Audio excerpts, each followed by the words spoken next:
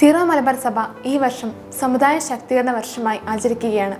നമ്മുടെ സഭയെക്കുറിച്ച് കൂടുതലായി ചിന്തിക്കുന്നതിനും കൂടുതൽ ആഴത്തിൽ അറിയുന്നതിനുമായി നമുക്ക് പരിശ്രമിക്കാം. സഭയ്ക്കും സമൂഹത്തിനും വേണ്ടി പ്രവർത്തിച്ച ഏതാനും ചില വ്യക്തികളെ നമുക്കൊന്ന് പരിചയപ്പെടാം.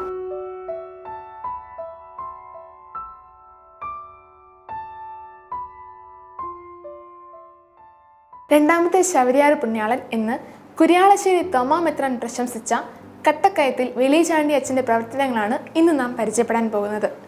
വലിയ ചാണ്ടി അച്ഛൻ്റെ കഴിവുകൾ മനസ്സിലാക്കിയ വരാപ്പുഴയിലെ ബെർണർദീനോസ് മെത്രാൻ ഇദ്ദേഹത്തെ വരാപ്പുഴ സെമിനാരിൽ ആത്മീയ ഉപദേഷ്ടാവും അവിടുത്തെ മെത്രാസന പള്ളിയിൽ പ്രസംഗകനുമായി നിയമിച്ചു.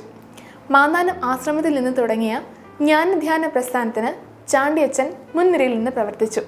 വാഴക്കുളം, പുളുങ്ങുന്ന്, മുത്തോലി, ചെത്തിപ്പുഴ കൊവേന്തകളുടെ സ്ഥാപനത്തിന് മുന്നിട്ട് പ്രവർത്തിച്ചു.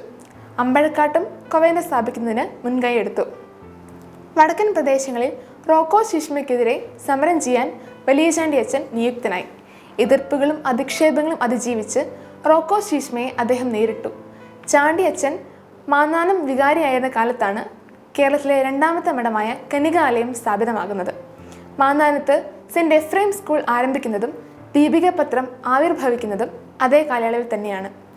1892 13-ാം ലയോ മാർപ്പാപ്പ ചാണ്ടി അച്ഛനെ മിഷണറി അപ്പസ്തലി എന്ന ബഹുമതി നൽകി ആദരിച്ചു. അഗാധ പണ്ഡിതനായിരുന്ന അദ്ദേഹത്തിൻ്റെ നല്ലൊരു രചനയാണ് കുസുമമകുടം എന്ന കൃതി.